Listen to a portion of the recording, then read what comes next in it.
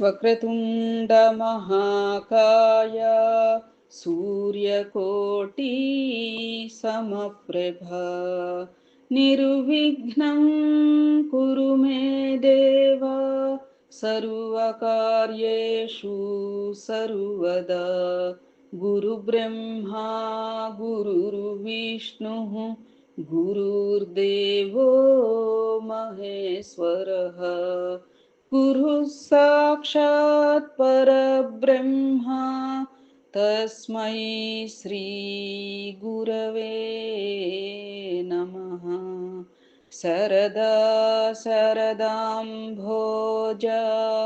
వదనా వదనాంబుజే సర్వదా సర్వదాస్మాకం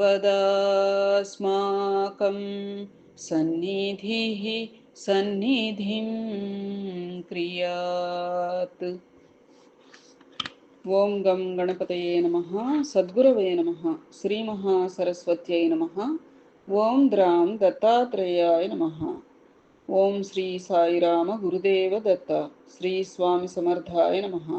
శ్రీ అక్కల్కోట స్వామి సమర్థ లీలామృతం ఏకాదశోధ్యాయ ప్రారంభం. శ్రీ దత్తాత్రేయ స్వామి అవతారం శ్రీ మార్తాండ మాణిక్య ప్రభు. దత్తావతారాల పరంపరగా చెప్పుకుంటున్నాం కదా. నిన్నటి వరకు మనం నృసింహ సరస్వతి స్వామి వారి అవతారం గురించి చెప్పుకున్నాము.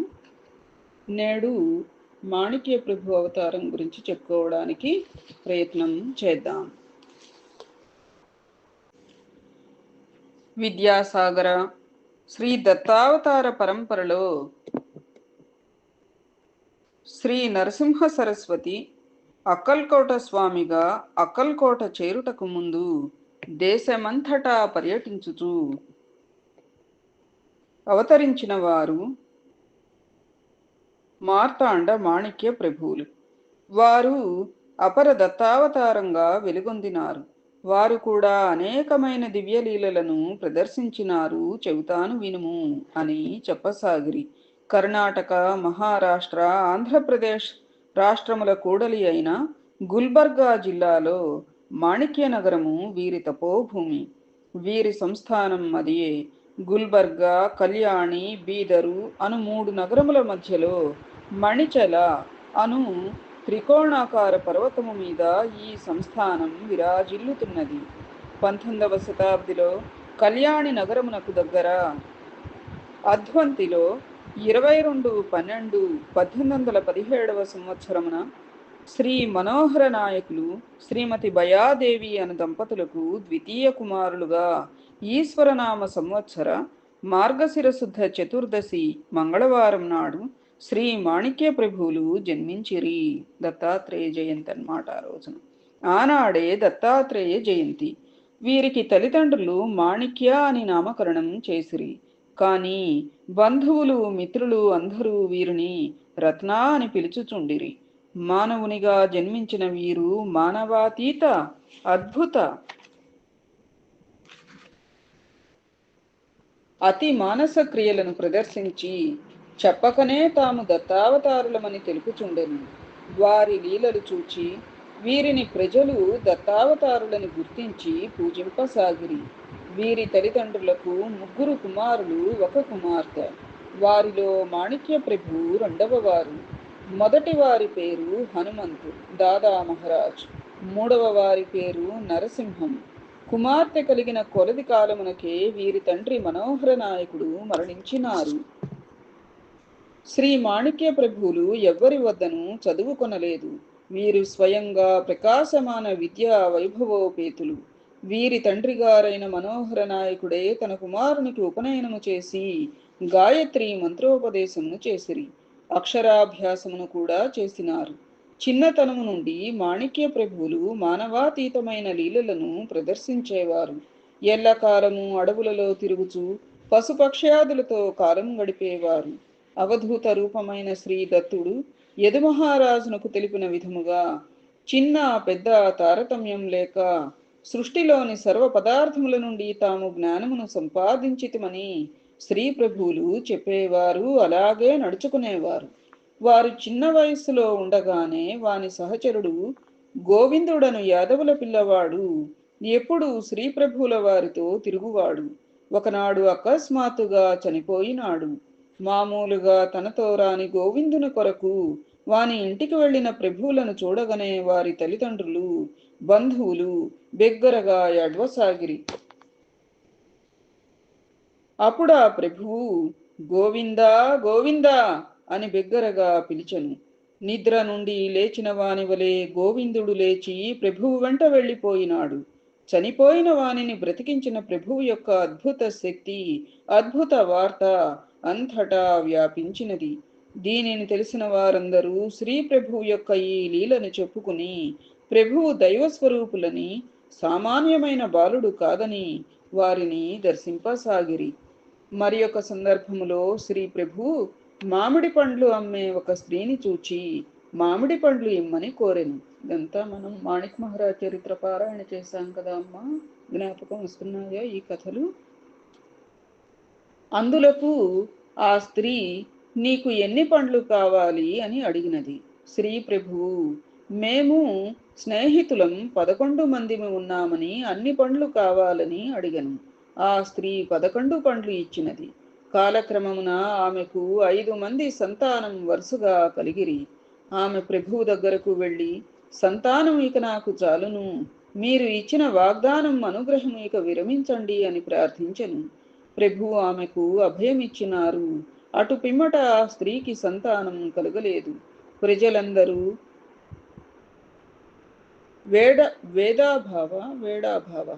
వేడాభావు అంటే పిచ్చి సోదరుడు చెప్పినది జరుగునని వీరిని వేడాభావ్ అని పిలువసాగిరి. మరి ఒకసారి శ్రీ ప్రభువు వారు కళ్యాణి నగరమునకు కొద్ది దూరంలో ఉన్న సదానంద మఠం వద్ద పిల్లలతో ఆడుకొనుచుండగా అప్పారావు అని ఒక బ్రాహ్మణుడు నిజాం ప్రభుత్వ సైన్యమునకు చెందిన ఒక అరబ్బుల కంపెనీలో జమాదారుగా ఉద్యోగం చేయుచుండెడివాడు. అతని భార్య పేరు భీమాబాయి. వారు చాలా ధనవంతులు, అయినా సంతానము లేక బాధపడుచున్నారు. వారికి ప్రభువు గురించి తెలిసి వారి దర్శనము చేయ సంకల్పించి భీమాబాయి భర్త అనుమతి పొంది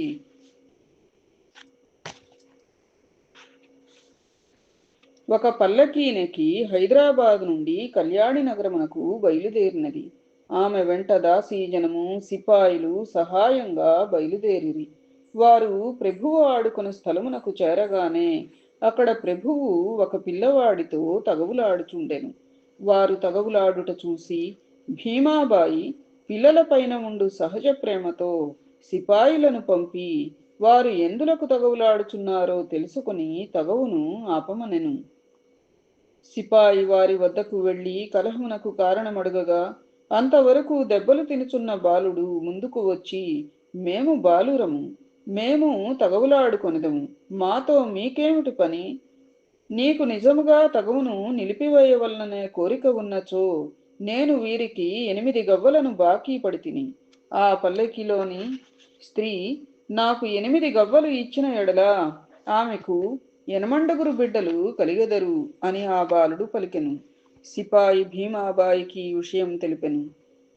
ఆమె అది శుభసూచకమని బాలవాకు బ్రహ్మవాకు అని సంతసించి గవ్వలనిచ్చుటకు త్వరపడెను. కాని ఆమె వద్ద నాణెములు రూపాయలే కలవు గాని గవ్వలు లేవు.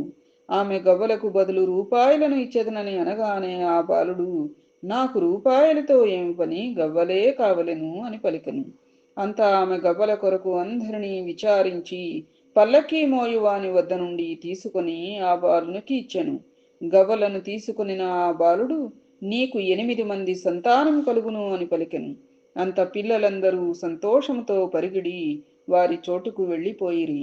ఆమె తన పరివారంతో కళ్యాణి నగరం చేరి శ్రీ ప్రభు ఇంటి వద్ద విచారించగా వారు ఎక్కడికి పోయినారో, ఎప్పుడు ఎక్కడెక్కడ తిరుగుచుండునో, ఎప్పుడు వచ్చెదరో తెలియదు అనిరి. శ్రీ ప్రభువును దర్శించకుండా భోజనం చేయకూడదని నిశ్చయించుకుని ఉండుట చేత ఆమె ఉపవాసం చేసెను.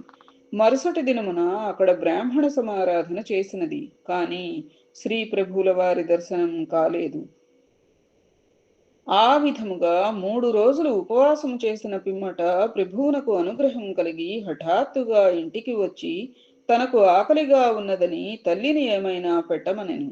తల్లి పెట్టినది తిని బయటకు వెళ్ళుటకు రాగా ఇంటి వద్ద అతని రాకకై ఎదురు చూచుచున్న భీమాబాయి కనిపించినది. శ్రీ ప్రభువు వెంటనే, నీకిదివరకే 8 మంది బిడ్డలను ఇచ్చినాను, నన్ను తిరిగి ఎలా బాధించదవు అని తక్షణమే వెడలిపోయెను. భీమాబాయి తాము గవ్వలిచ్చిన బాలుడే వీరు అని గ్రహించినది.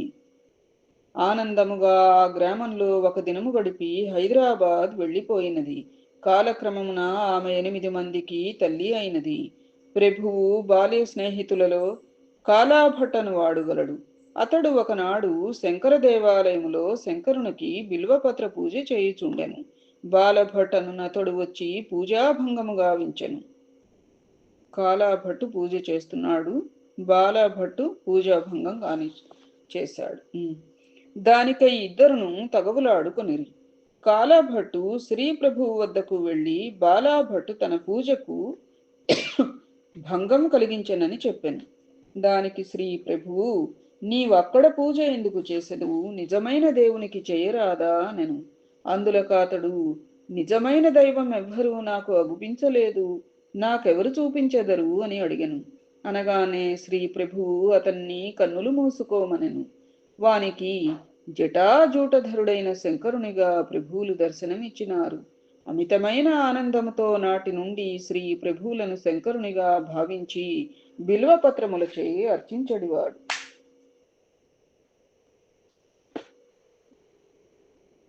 అతని అసలు పేరు మెల్గిరి భట్టు. కానీ ఇతడు చాలా నల్లహా ఉండుట చేత శ్రీ ప్రభువే కాలాభట్టని పిలుచుచుందురు. ఇలాగే బాల్యములోనే స్వామి అనేక లీలలు చేసి చూపడివారు. కాలక్రమమున ఒకసారి మార్గశీర్ష శుద్ధ షష్ఠి రోజున తన శిష్య బృందముతో శ్రీ ప్రభువుల వారు మైలారు అను ప్రాచీన పుణ్యక్షేత్రమును చేరిరి.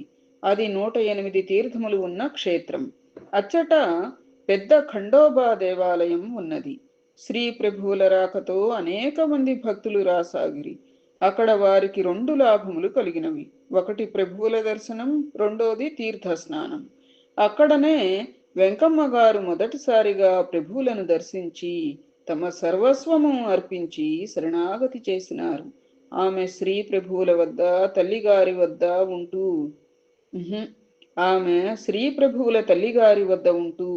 ప్రభువులను సేవించుచుండేవారు. జీవితాంతము అక్కడనే ప్రభువు సేవలోనే ఉండి గొప్ప యోగినిగా మారినది. మాణిక్య ప్రభువునకు యుక్త వయస్సు వచ్చేసరికి విద్య లేదు. అప్పటికే 16 సంవత్సరములు. ఒక రోజున ఆయన మేనమామకు కోపం వచ్చి గట్టిగా గద్దించెను. సర్వ రక్షకుడు, లోకపోషకుడు, నన్ను కష్టకాలములో ఆదుకొను దేవుడు ఉన్నాడు అని చెప్పి తన పట్టుగుడ్డలు విడిచి ఒక ధావలి కట్టుకుని ఇల్లు విడిచి వెళ్ళిపోయెను. ఇది అంతయు ఆయన దయ అనెను. అంబిల్ కూడా వద్దనున్న మంతలి అందలి కారడవులలో మాణిక్య ప్రభు తిరుగుచుండెడివారు. ఆ చుట్టుప్రక్కల గ్రామస్తులు ఆయనను అడవిలో తిరుగుట చూచుచుండెడివారు.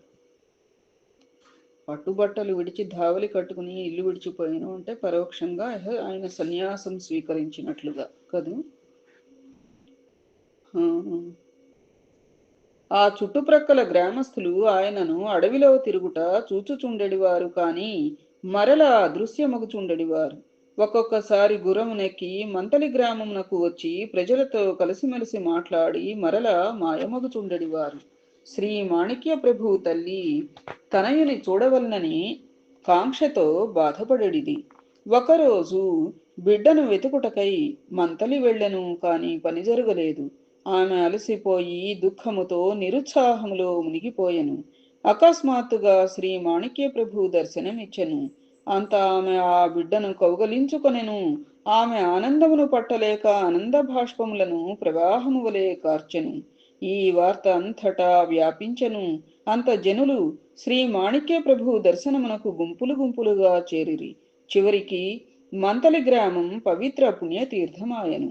అంతకు ముందటి అవతార పురుషుని వలె శ్రీ మాణిక్య ప్రభు ఆ జన్మ బ్రహ్మచారి. ఆధ్యాత్మిక ధ్యాసలో ముష్టి చిప్పను చేతపట్టి లోకమంతా తిరుగుచుండెను. గొప్ప తపస్సు చేసెను. కొద్ది కాలములోనే ఆత్మజ్ఞానము కలవాడై పూర్ణత్వం పొందెను. ఆయన ముఖ కవళికలు మారి దేదీప్యమానముగా వెలుగొచ్చెను.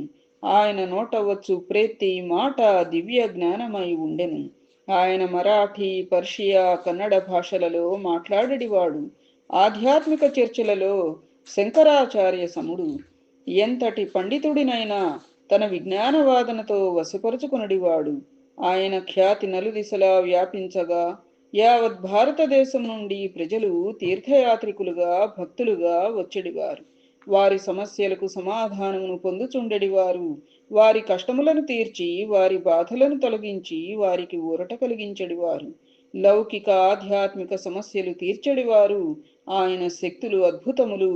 ఇది అంతయు దైవ కృప అనడివారు. అనుకోని విధముగా ధనము చేరెను. యాత్రికులు, భక్తులు, శిష్యులు వారి ఆస్తిలో కొంత భాగమును వారి పాదముల వద్ద ఉంచిరి. కానీ ఆయన ఆ డబ్బును స్వేచ్ఛగా ఇతరుల అవసరములకు పంచిపెట్టడివారు. ఆయనను ఖజానా నిండుగా ఉండెడిది. శ్రీ మాణిక్య ప్రభు రాజయోగి. ఆయన యందు రాజఠీవి కలదు. ధనము, ఐశ్వర్యమును ఆయన చుట్టుముట్టెను. ధనమును, ఐశ్వర్యము ఆయన చుట్టూ ముట్టెను. అందరూ ఆయనను యోగిరాజ మహారాజుగా గౌరవించడివారు. ఆయన ఆధ్యాత్మిక ఖ్యాతి అనేక దేశముల వ్యాపించెను. దర్శనమునకు వచ్చిన వారు ఆయన భక్తులై శిష్యులైరి. ఒకనాడు మాణిక్య ప్రభు బీదరు నుండి కళ్యాణికి పల్లకిలో పోవుచుండెను. 2 సెలయేరులు కలిగి చోట ఒక భయంకర అడవి కలదు. ఆ చీకటి అడవిలో పల్లెకి పోవుటకు దారి లేకపోయెను. అక్కడనే మాణిక్య ప్రభు నివాసం ఏర్పరచుకొనెను. అది ఏ మాణిక్య నగరమయ్యను. క్రమముగా మాణిక్య నగరం అభివృద్ధి చెందెను. గురుగంగ, విరజా నదుల మధ్య నగరం ఏర్పడెను. కొద్ది కాలం పాటు మాణిక్య ప్రభు నివసించుట చేత అది ఒక పుణ్యతీర్థమాయను. ఆ చుట్టుప్రక్కల గజదొంగలు, దారి దోపిడీదారులు దగ్గర అడవుల నుంచి వచ్చి శ్రీ మాణిక్య ప్రభు దర్శనం చేసుకుని ఆయన భక్తులుగా మారిపోయేడివారు. శ్రీ మాణిక్య ప్రభు భక్తులు, బంధువులు, స్నేహితులు వచ్చి మాణిక్య నగరంలో స్థిరవాసులైరి. వర్తకులు, వ్యాపారస్తులు, ధనవంతులు, భూస్వాములు వారిని అనుసరించి చేరి స్థిరవాసులైరి. మాణిక్య నగరం ఆ చుట్టుప్రక్కలకు పెద్ద నగరమాయను. మాణిక్య ప్రభు రారాజు వలె దర్బారు నడిపడివారు. వారి దర్శనమునకై క్రైస్తవులు, పార్సీలు, మహమ్మదీయులు మరియు ఇతర కులస్తులు వేలవేలుగా నిలుచుండెడివారు. అనేక మంది ఆ ఋషివర్యుని సపర్యలో అక్కడనే ఉండగోరిరి. యోగ సాధన వలన, భక్తి వలన, నైతిక ఆధ్యాత్మిక జీవితము వలన వారు శాంతిని, సౌఖ్యమును పొందిరి. శ్రీ మాణిక్య ప్రభు దర్బారులో ప్రవేశించు సమయంలో చక్రవర్తులకు చక్రవర్తిగా కనిపించడివారు. ఆధ్యాత్మిక చక్రవర్తి ముందు సామ్రాజ్య చక్రవర్తి ఎంతటివాడు. ఆ దర్బారుకు శాస్త్రులు, పండితులు, కళాకారులు, గాయకులు, నాట్య కోవిదులు, కీర్తనకారులు, సాధువులు వచ్చడివారు. వారి వారి కళలను ప్రదర్శించడివారు. గురు సమ్ముఖమున వారి నైపుణ్యం, చాకచక్యం ప్రదర్శించడివారు. వారికి కావలసినన్ని బహుమతులు, బంగారు నాణెములు, వజ్రపు ఉంగరములు, కంఠమాలలు, అనేక విలువైన వస్తువులను వారి కృపకు చిహ్నముగా బహూకరించడివారు. ప్రతి వారికి దర్బారులో ప్రవేశించు అర్హత కలదు. వచ్చిన వారందరికీ గురువు ఆశీస్సులు, ప్రసాదం పంచబడేది. ఆయన ప్రేమ ప్రతి వారి యందు స్పందించడిది. అది విశ్వజనీనమైనది. శ్రీ మాణిక్య ప్రభువుకు సమస్త శాస్త్రములు, వేదాంగములు తెలియను. ఆయన సకల రసగుణధాముడు. ఆయన సర్వశక్తి సమన్వితుడు. ఇతరుల భావమును ఇట్టులనే కనిపెట్టడివారు. ఇతరుల భావాన్ని వెంటనే కనిపెట్టేవారు అన్నట్లుగా. కొందరు దుష్టులు వారికి మాంసాహారం తీసుకుని వచ్చిరి. శ్రీ ప్రభువు ఆహారం గ్రహించు సమయమున అది అంతయు సన్నజాజి పువ్వులుగా మారిపోయెను. అంతా దుష్టులు ఆశ్చర్యచకితులై సిగ్గుపడిరి. శ్రీ శ్రీ శ్రీ జగదాంబ దేవతయే ఆయన భిక్షపాత్ర. దండము ఇచ్చనని ప్రజల నమ్మకం. శ్రీ శ్రీ శ్రీ జగదాంబ దేవతయే ఆయనకు భిక్షపాత్ర, దండము ఇచ్చెనని ప్రజల నమ్మకం. నగలు కాని, ధనము గాని, బట్టలు గాని, ఆహారము గాని ఏవియూ అచ్చట కొరత లేకుండెను. అన్నియు సమృద్ధిగా ఉండెడివి. కాని ఆయన మధుకర వృత్తి వీడలేదు. నిత్యము భిక్షకు తగు సమయమున పోయేడివారు. శ్రీ మాణిక్య ప్రభు ముఖము చుట్టూ అసాధారణమైన తేజస్సు వెలుగుచుండెడిది. పెద్ద కళ్ళతో, నిరంతర చిరునవ్వుతో, మేలిమి శరీర ఛాయగలవాడై నిత్యానంద భరితులై దర్శనమిచ్చడివారు.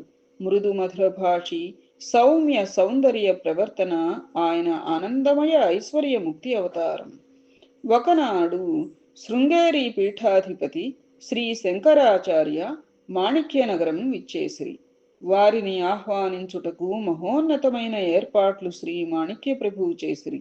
శ్రీ శంకరులకిచ్చుటకై ఒక వజ్రాలహారము, వజ్ర కిరీటము సిద్ధము చేయబడినది. శ్రీ మాణిక్య ప్రభువు వారిని స్వయముగా ఆహ్వానించెను. ఆ ఉత్సవమునకు బంగారు సింహాసనం ఏనుగుపై సిద్ధం చేసిరి. ఆ సింహాసనము చుట్టూ బంగారు నాణెములు అతకబడెను.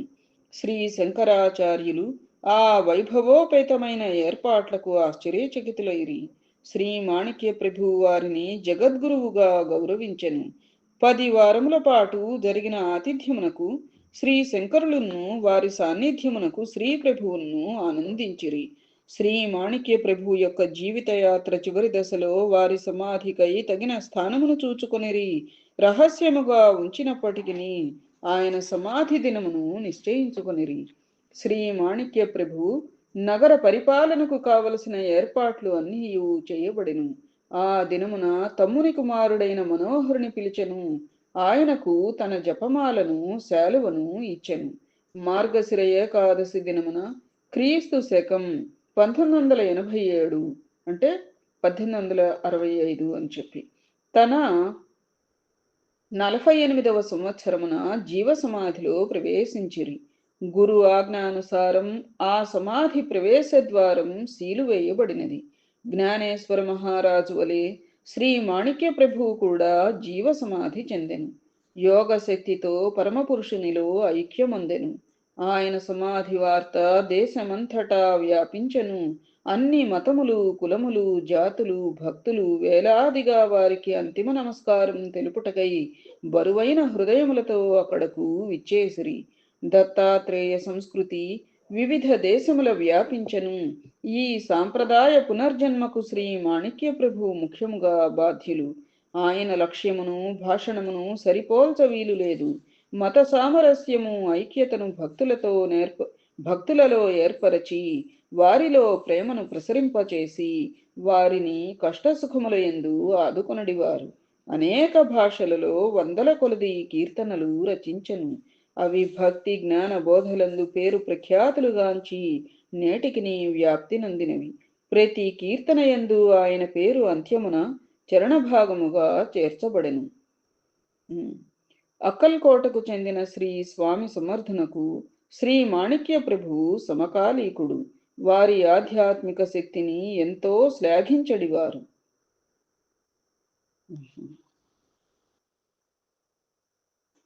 దత్తగురు దత్తగురు జై జై దత్తగురు.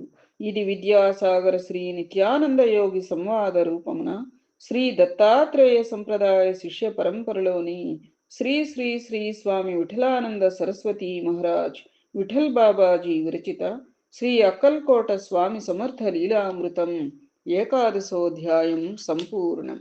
ఏతత్ఫలం సర్వం సద్గురుచరణారవిందార్పణమస్తు. సద్గురవే నమః. శ్రీమాత్రే నమః. ఓం ద్రాం దత్తాత్రేయాయ నమః.